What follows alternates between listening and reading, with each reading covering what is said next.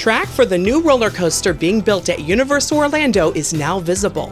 Fast and Furious Hollywood Drift is set to open next year, replacing the former Hollywood Rip Ride Rockit coaster.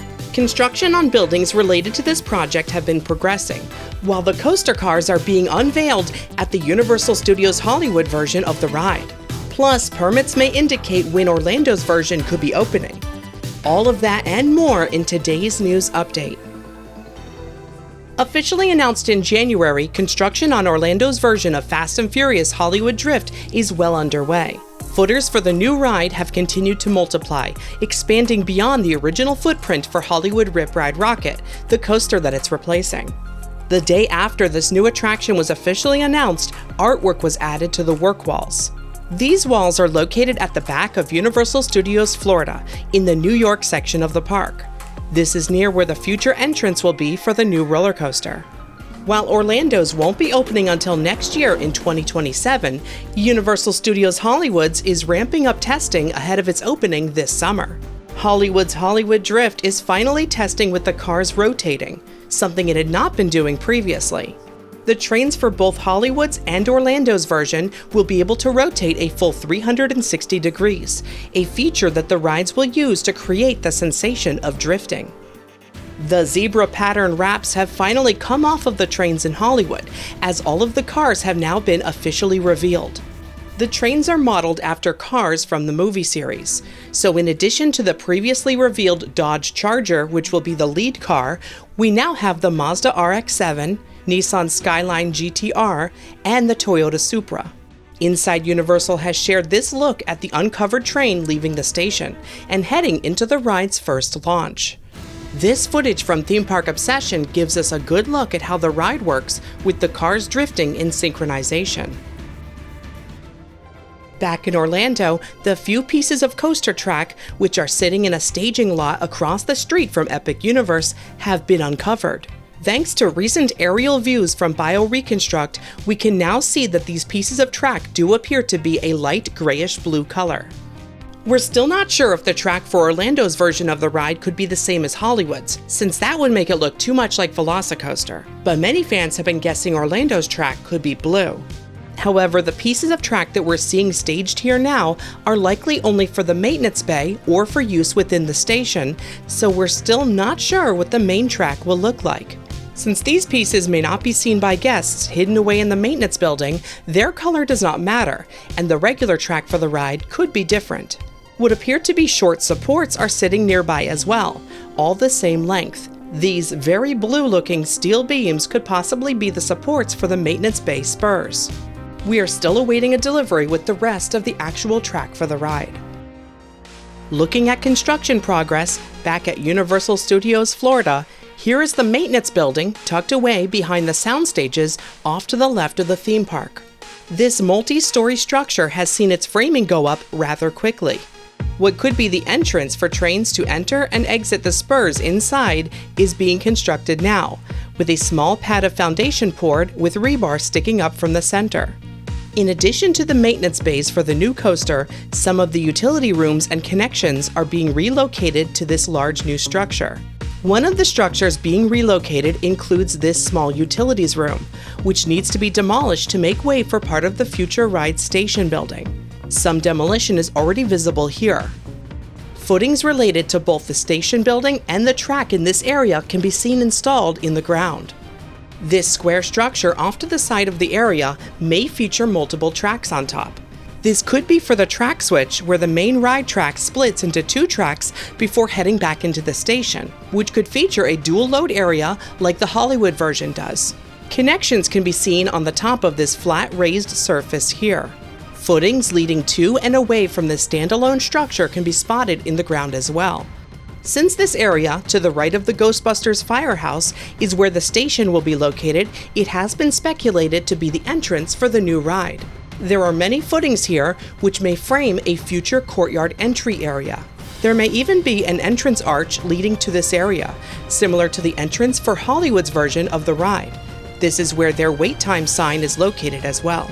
Perhaps the track will pass overhead here, themed as some type of roadway overpass. Another theory has had the main entrance for Orlando's version here, on the left side of the firehouse. This green facade is no longer utilized for Race Through New York, and the marquee above the door has been removed. Here is how the new coaster station building looks in official permit images, seen highlighted here at the top. And the already under construction maintenance building is shown at the bottom left. We expect the load station to be placed on the second level of this multi-story structure, which would explain the raised track coming in or out of the building. That would leave space for the queue on the ground level. The newest footers for the ride, which are being poured now, are located where the former station was for Hollywood Rip Ride Rockit.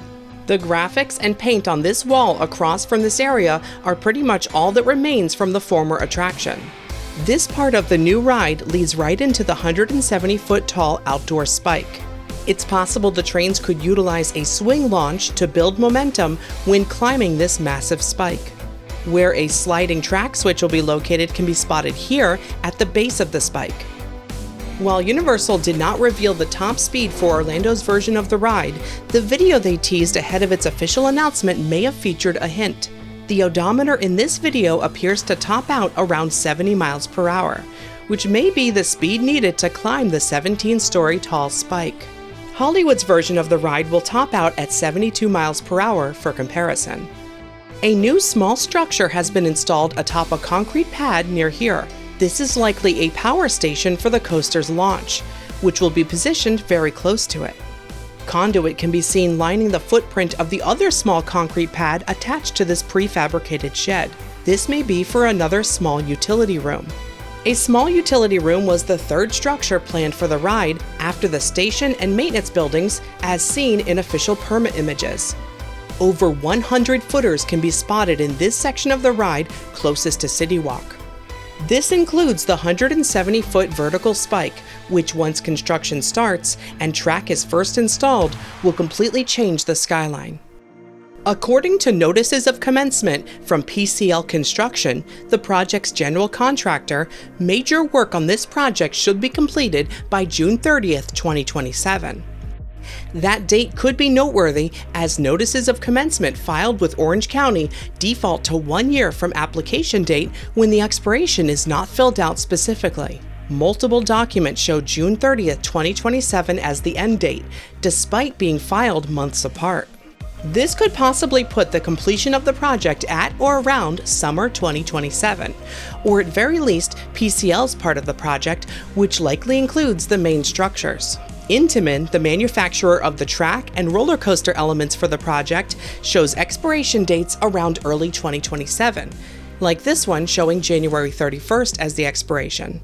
Perhaps they expect to have track installation completed by this time, which would still allow 5 more months to complete construction on the main structures around the track. Universal Orlando did confirm that Fast and Furious Supercharged will be closing permanently in 2027. This would likely be ahead of the new coaster's opening. Fans are assuming that props and show cars that are seen in the queue now could possibly be relocated for display within the new coaster's queue area. If so, they would likely need at least a few months of time between Supercharged's closure and the official opening of Hollywood Drift. Screamscape has reported that Supercharged will close in spring 2027. However, it's worth noting that Universal has yet to confirm the exact time frame. As for what will replace Supercharged, many are still guessing a night bus-themed Harry Potter ride could work, as the current incarnation of the ride is already shaped like a bus. Other than a rumor for a Back to the Future overlay taking over the space, so far there have not been any credible rumors for what could be coming here. It's possible that the space sits unused at first. Hopefully we see some permits start to post for the space when we get to the end of 2026. Also happening at Universal Studios Florida, the front of the park is being transformed with a new, cleaner paint scheme. The ticketing, entrance, and exit structures are dropping their mauve taupe colors for a brighter white with brown trim motif. No word yet if this new approach to the entry area will expand to other structures with pink tone accents, like the iconic arch or the sound stages. Outside of the park, a new venue is coming to Universal City Walk. Category 10 will be a new 3-story restaurant, bar, and live music venue targeting a late 2027 opening. This new venue by country star Luke Combs will be an addition to City Walk and will not be replacing an existing venue. It will be built between the outdoor stage and the Lone Palm Airport Bar, directly across from Big Fire along the water. A start date for construction has not yet been announced. That's all for now, but a big thank you to BioReconstruct for the amazing aerial views. You can follow him on social media and YouTube for more theme park photos and video. And go subscribe to Theme Park Obsession for more Universal Hollywood updates. If you like what we do, you can support the channel by joining our Patreon for behind-the-scenes posts and early permit info. Patreon.com/themeparkstop. Thanks for watching. See you next time.